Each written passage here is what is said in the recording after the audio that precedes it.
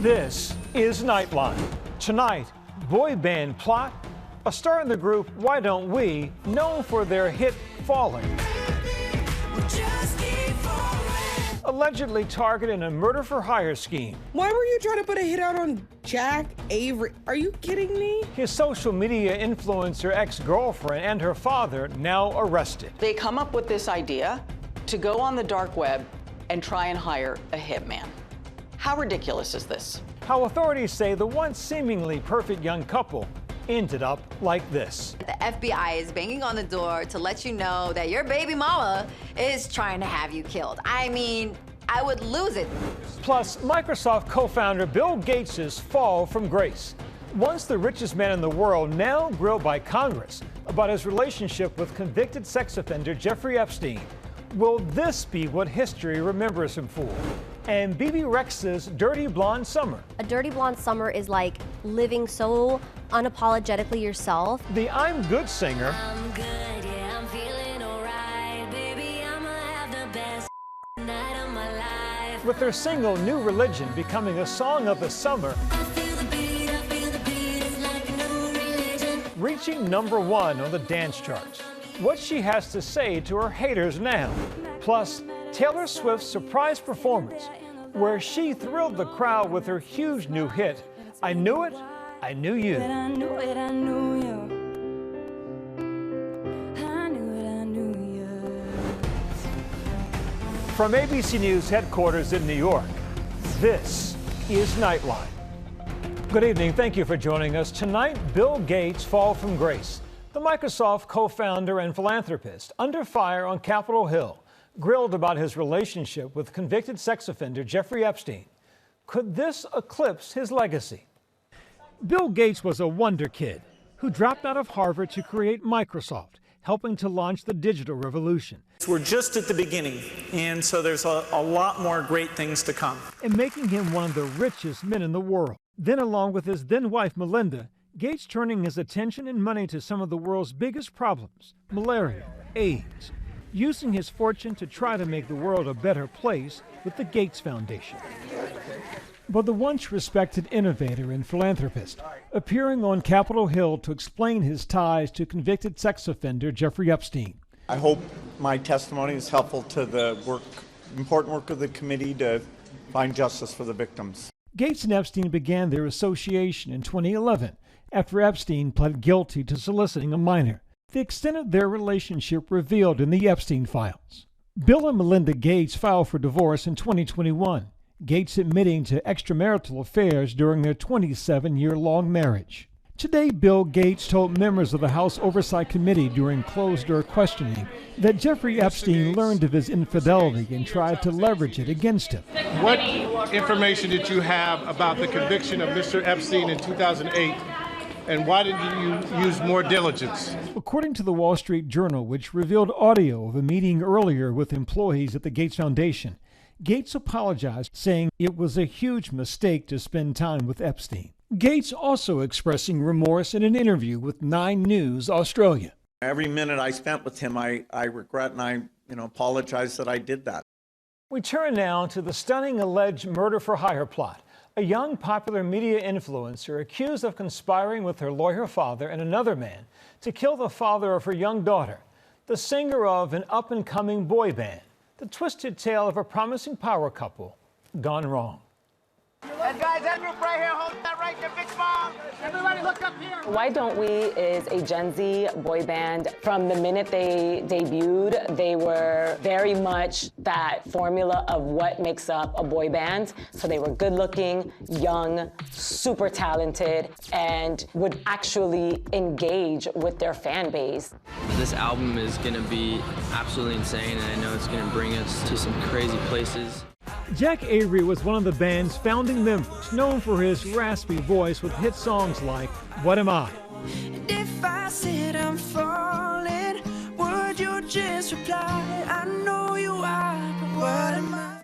But just last month, authorities revealed a murder-for-hire plot targeting Avery that led to 3 stunning arrests.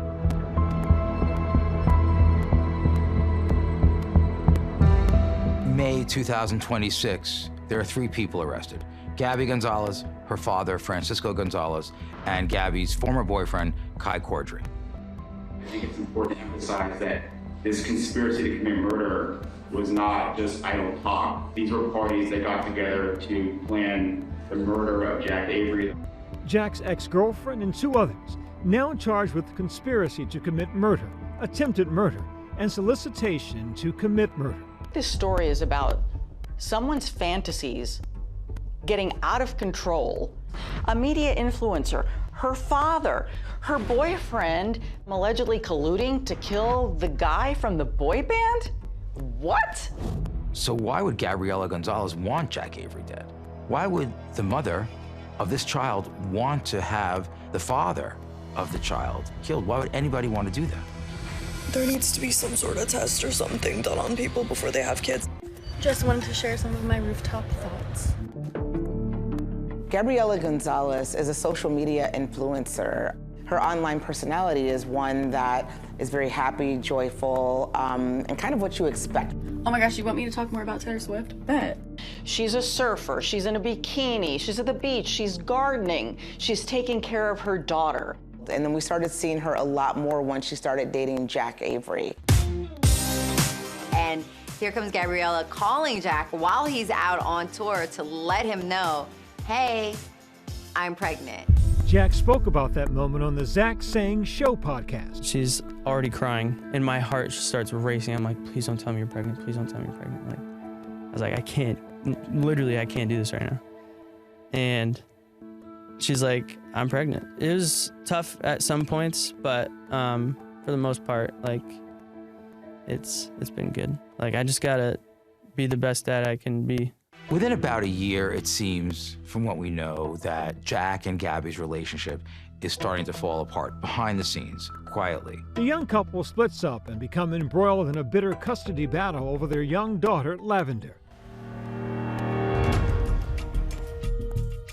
There were a lot of allegations going back and forth, especially allegations that Gabby made towards Jack that he was an unfit parent. It sounds like Gabriela was really frustrated, angry, and scared about Jack, that he was a threat to her and her daughter. From there, it escalates. According to law enforcement, Gabby wasn't getting what she wanted in family court, so she was looking for another avenue to solve her problems. From there, Kai Cordry is hired as well. After Jack and Gabby break up, Gabby takes up with Kai Cordry. She starts telling Kai that this whole issue is so serious that it needs to be handled outside the court system. You have Gabriela. Now, according to court documents, her father is the one who says and gives her the idea, it would be better off and cheaper if Jack is dead and just get it all over with. Kai Cordry is on the dark web under the assumed name of Lizard King 69. He's actively trying to recruit a paid assassin to kill Jack Avery on Gabby's behalf. According to law enforcement, the plan was for the murder of Jack Avery to be made to look like a car accident. The allegations are that he said, kill him by any means necessary. Kill him quickly, make sure it's done in 2 days. This man, according to law enforcement, ponies up to $14,000 for Kai to go on the web, first with $10,000, then an additional $4,000 to get someone to murder Jack. They don't realize they're not talking to someone on the dark web who can actually do a murder. They're talking to an undercover FBI agent. In November 2022, the Hawaii home of Gabby Gonzalez is raided by the feds after they received a tip about an alleged murder plot. I mean, just picture this. All of a sudden, you've got the feds knocking down your door to raid your home to see if they can gather this evidence of Gabriela wanting to hire a hitman to kill her baby daddy. In the video obtained by TMZ of the search warrant being served on Gabriela's house, you don't see a lot, but you hear a lot. You have to understand, I just don't know what's going on. I just came up from work, heard that you guys were here.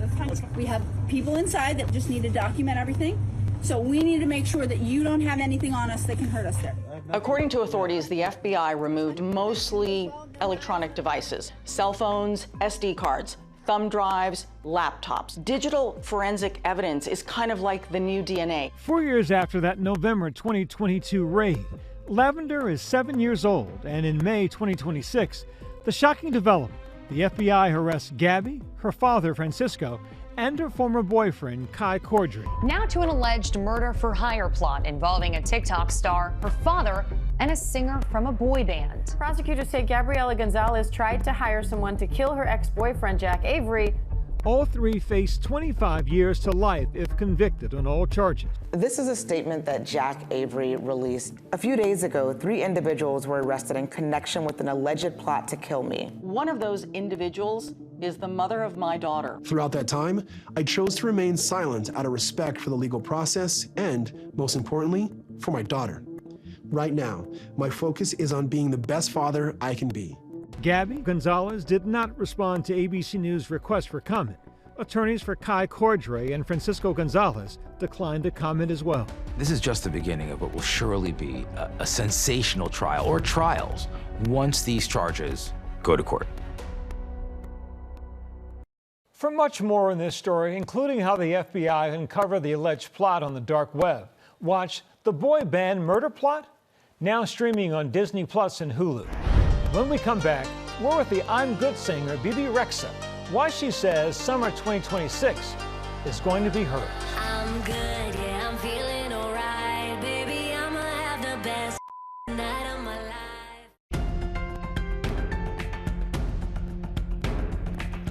Welcome back. Singer Bebe Rexha has had huge success, but though millions know her songs, she still is far from a household name.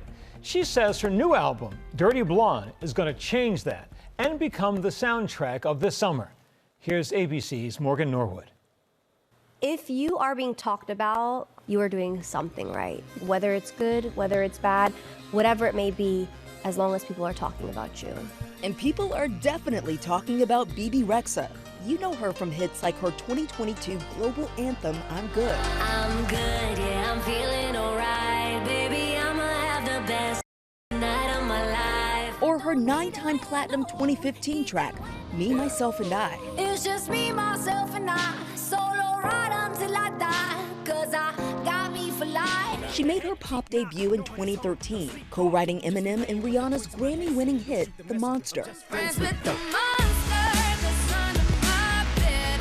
Get along with the voices inside of my head. It allowed the people in the music industry to see, okay, this girl's not playing. She has a song with Eminem and Rihanna. Like, it led me to the next door and the next door and the next door. And this year, Bebe's back on the dance charts with New Religion. I feel the beat, it's like a new religion. The lead single from her summer album, Dirty Blonde. You've recently hailed this summer as a dirty blonde summer. What does that look like? I think a dirty blonde summer is like living so unapologetically yourself, and I'm just like, let's live it up. The album marks her debut as an independent artist, her first release in more than a decade without a major label. I know that I'm loved by the people around me, and I don't know where I go next. I had just found out that my label of 12 years decided to part ways with me. I was really lost. I was like, okay, I'm not in my early 20s anymore. Like, who's gonna wanna sign me now? Kind of almost look at you as damaged goods. So the fact that I was able to find a partner with Empire now and be independent and seeing the success of New Religion, it's a testament to like not giving up, even for myself. Nightline was with Bebe in an earlier era of her career. In 2018, going back to her hometown, Staten Island. What's your name? So proud of you. Oh, it's not even funny. Now, she's a chart topper with 40 million monthly Spotify listeners. Yet, according to pop music fan theories, she's still fighting to break through as a household name, a phenomenon known online as the fictional Kaya Asylum. The Kia Asylum is a metaphorical mental institution where artists like singers and rappers go when their careers flop after having success. It comes from pop stan culture online, named after Kia the rapper, best known for My Neck and My Back, and despite the song's impact, Kia never crossed into sustained mainstream pop success. How did this become a thing? So they take like all the pop girlies that have never like broken through at a certain level, and they put us in a prison. So like Charlie XCX was in there, you had Sabrina in there, you had Zara in there. And once you have like a winning year, then you come back out, but then you can also go back in. And it kind of just doesn't make sense. It's fun, it's entertainment. That's why I like played into it online, because I'm very aware of like what's happened in my career, where I'm at, but where I'm headed. I like being in on the joke. You can troll the trolls back. I definitely troll the trolls. Babes, I'm here at the Kia Asylum. They said I can't stop until I lose 30 pounds, so I'm too fat. What is the through line that you're seeing between you, Charlie XCX, Sabrina, Zara Larson? These girls have put in the work. They put in their 10,000 hours. They did not give up. They kept going, and to keep going, you have to really, truly be passionate and love what you do. And they finally, at some point, something just clicks, because when it's your time, it's your time. But what is the point that you're trying to prove to yourself? I want to prove to myself that I do deserve all the great things and accolades. For the longest time, when I had meant to be, If it's meant to be, it'll be. I'm a mess. I always felt like I didn't belong.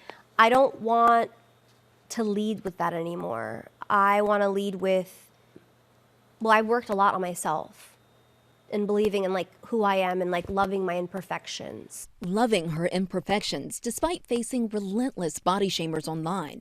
In 2019, Bebe claiming designers refused to work with her because of her size. You've been one of the most public voices when it comes to weight and fat phobia. Are you tired of it? I think that your body is your body, my body is my body, because now I've learned to love my body. Stretch marks, cellulite, up 10 pounds, down 10 pounds, size 4, 6, 8, 10, 12, whatever it may be, because everybody's gonna have an opinion. If you wanna tweet me, X me, whatever, at least follow me while you do that. And make sure you stream Dirty Blonde. Now, with 6 billion plus streams and New Religion pushing her to her first #1 single as an independent artist, Bebe says she's fulfilled doing what she loves. I really do this because I love it. I just want to continue to travel the world and see the fans and meet them, because I've learned so much, not just about the world, but myself. Our thanks to Morgan. Bebe Rexha's new album, Dirty Blonde, is out Friday. When we come back, Taylor Swift performs her new hit publicly for the first time at a very special premiere. But I knew it, I knew you.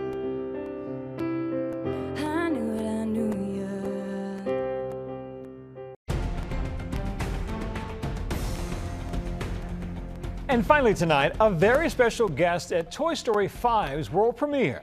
It's tonight's Nightlight. Taylor Swift bringing the fun to the red carpet along with her VHS copy of the original film and going fangirl on the franchise. I watched Toy Story when I was 5, and I've watched every single one of the films so many times. T Swift, of course, contributed a brand new song to the movie, I Knew It, I Knew You, and brought the house down by performing it for the first time. Remembered I loved you, came back when I met it, I saw you, standing there in the light of the window, wearing that same smile, and it's been a while, but I knew it, I knew you. And that's Nightline for this evening. Thanks for the company, America. Good night.